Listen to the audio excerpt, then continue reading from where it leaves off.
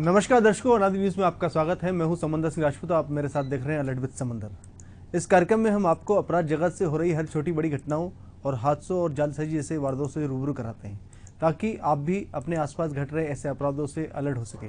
तो चलिए शुरू करते हैं आज का खास कार्यक्रम अलर्ट विद समंदर।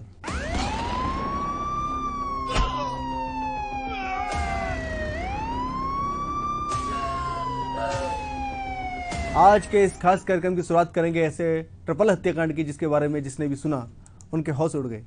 जिस परिवार के सदस्यों को मौत के घाट उतारा गया, उनकी ना तो किसी से दुश्मनी थी और ना ही कोई रंजिश। दुख का पहाड़ तो तब टूटा जब लोगों को पता चला कि पति पत्नी के अलावा एक मासूम सी बच्ची की जान लेने में भी कातिलों ने रहम नहीं किया। ये दर्दनाक और जघन्य हत्या की दास्तान ग्वालियर के मुराद की है। यहाँ 6 सितंबर की दोपहर एक घर में 3 परिजनों की शव मिलने से सनसनी फैल गई। यहाँ कमरे में पति पत्नी और उनकी 13 साल की बेटी की लाश पड़ी मिली। पुलिस अब ये पता लगाने में जुटी है कि आखिरकार जिस परिवार की किसी से ना तो कोई दुश्मनी है और ना ही कोई रंजिश, फिर ये जघन्य हत्याकांड को अंजाम आखिर क्यों दिया गया। हालांकि पुलिस ये मानकर चल रही है कि इस हत्या की वजह प्रॉपर्टी विवाद हो सकता है।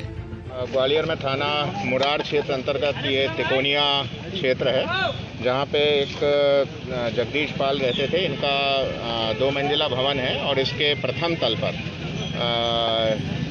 ये स्वयं, जो इनकी आयु लगभग 65 वर्ष है, इनकी पत्नी जो कि 55 साल की हैं, और एक गोद ली हुई बच्ची जिसके बारे में बताया जा रहा है कि ये उनके साले की बच्ची है। ये तीनों एक छोटे से कमरे में मृत अवस्था में मिले हैं। जिन लोगों की हत्या की गई है उनमें 60 साल के जगदीश पाल के साथ उनकी 55 साल की पत्नी सरोज पाल और सरोज भाई की 13 साल की बेटी कीर्ति उर्फ कृति पाल है, जो उपनगर मुरार के अल्पना टॉकीज तिकोनिया में रहते थे।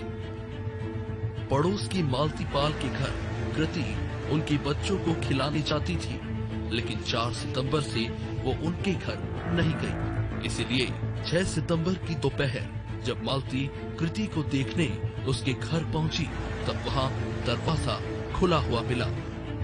अंदर जाकर देखा तो बिस्तर पर सरोज और नीचे कृति और जगदीश पाल की लाश पड़ी थी। इस दृश्य को देखकर मालती के होश उड़ गए। मालती चिल्लाते हुए वहां से भागी और अपने परिजन और मोहल्ले वालों के साथ साथ पड़ोसियों को भी इस हत्याकांड की सूचना दी। मालती के उनके घर पहुंचने के बाद इस हत्याकांड की जानकारी लोगों को चली।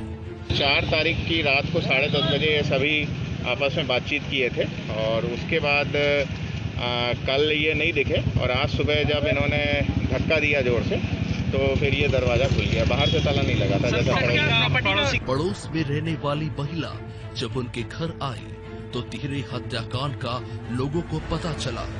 चेहरे काले पड़ने के साथ तीनों लाशें सड़ने लगी थी। शुरुआती जांच में पता चला कि पिता और बेटी की गला दबाकर हत्या की गई है, जबकि महिला की चाकू मारकर हत्या की गई। तीनों की लाशें 2 दिन पुरानी बताई जा रही हैं। पुलिस को जिसके बाद फौरन सूचित किया गया। सूचना मिलते ही पुलिस के आला अधिकारी मौके पर पहुंचे और एक्सपर्ट साइंटिस्ट सहित फॉरेंसिक टीम को भी मौके पर बुलाया गया। फिंगरप्रिंट एक्सपर्ट्स और डॉग स्क्वाड ने भी मौके से सबूत जुटाने शुरू कर दिए। अभी हमारी एफएसएल की टीम स्पॉट पे आई है और फिंगरप्रिंट और डॉग आ ही रहे हैं। अभी इनका बारीकी से पंचनामा और पीएम की कार्रवाई की जाएगी, और उसके बाद ये सुनिश्चित हो पाएगा कि ये हत्या है, कोई वारदात है या कोई और बात है। फॉरेंसिक टीम ने घटना स्थल का निरीक्षण किया। प्रारंभिक जांच में ये पता चला कि बेटी और पिता की गला घोंटकर हत्या की गई, जबकि महिला के पेट पर चाकू से हमला किया गया। साथ ही पुलिस ने सीन को रिक्रिएट किया।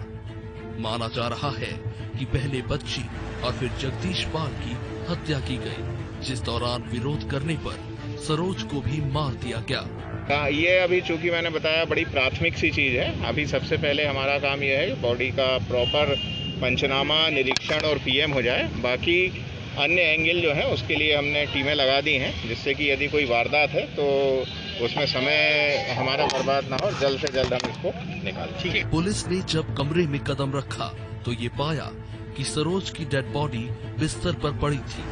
बेटी कीर्ति का शव जमीन पर पड़ा था। जगदीश दिख नहीं रहे थे, पर जब आसपास देखा तो उनका शव भी बेड के नीचे जमीन पर मिला। देखा तो अंदर दो पड़े, तो ताला भी लगा। मैंने कहा तीसरे को और पता करो वो कहाँ, उसकी वो बिगड़ गाड़ी की चलता नहीं है इसका आदमी। जगदीश के परिवार में एक भाई लक्ष्मी नारायण है। जगदीश पाल और सरोज की कोई औलाद नहीं थी। जिस मकान में वो रह रहे थे उसका कोई वारिस ना होने पर प्रॉपर्टी पर रिश्तेदारों की नजर थी। जगदीश ने कुछ समय पहले अपने साले राजेंद्र पाल की बेटी कीर्ति और कृति को गोद लिया था। उनके बाद ये मकान उसी के नाम पर होना था। जिस जगह पर ये घर है वो बीच बाजार में है, इसीलिए भी पुलिस को ये शक है कि प्रॉपर्टी के लिए हत्या की गई है।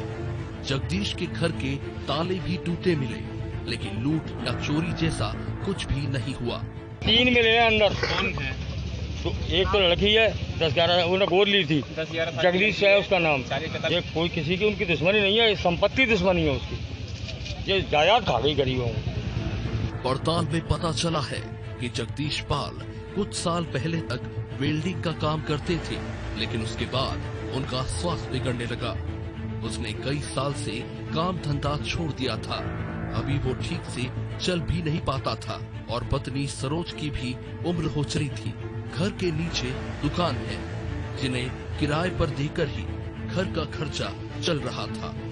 गांव में कुछ जमीन का पता लगा है। पुलिस फिलहाल पड़ताल कर रही है। जब तक ये कार्रवाई चल रही है हमने इसमें अपनी कई टीमें लगा दी हैं, जिससे कि यदि कोई वारदात है तो उसके बारे में आवश्यक तथ्य हम पहले ही कलेक्ट कर लें, और जैसे ही ये पीएम होता है और घटना स्थल का बॉडी का पूरा पंचनामा निरीक्षण होता है तो उससे स्पष्ट हो जाएगा कि ये क्या वारदात हुई। पड़ोसियों ने बताया कि जगदीश ज्यादातर समय घर के दरवाजे पर बैठे दिखाई देते थे।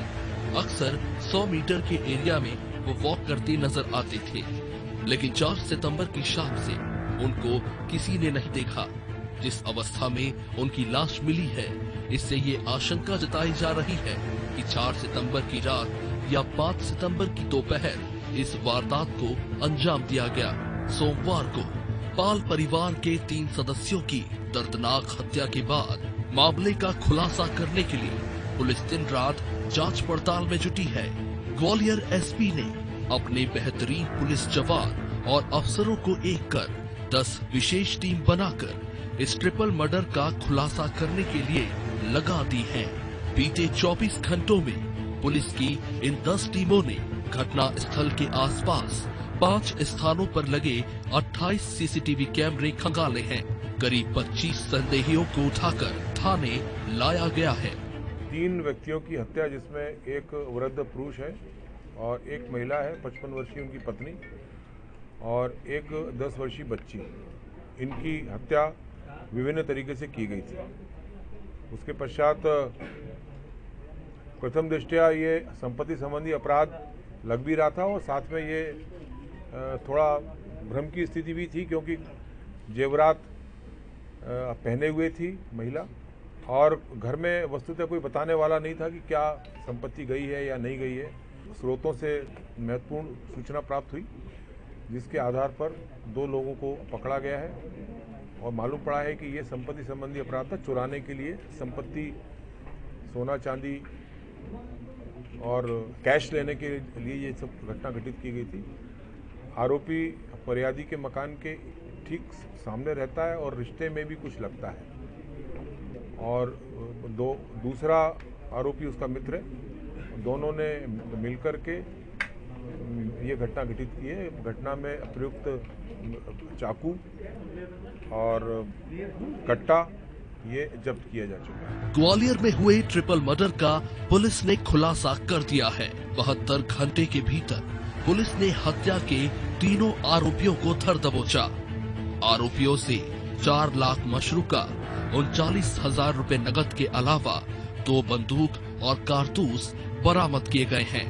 हत्या करने वाला और कोई नहीं बल्कि मृतक के साड़ू का बेटा ही निकला।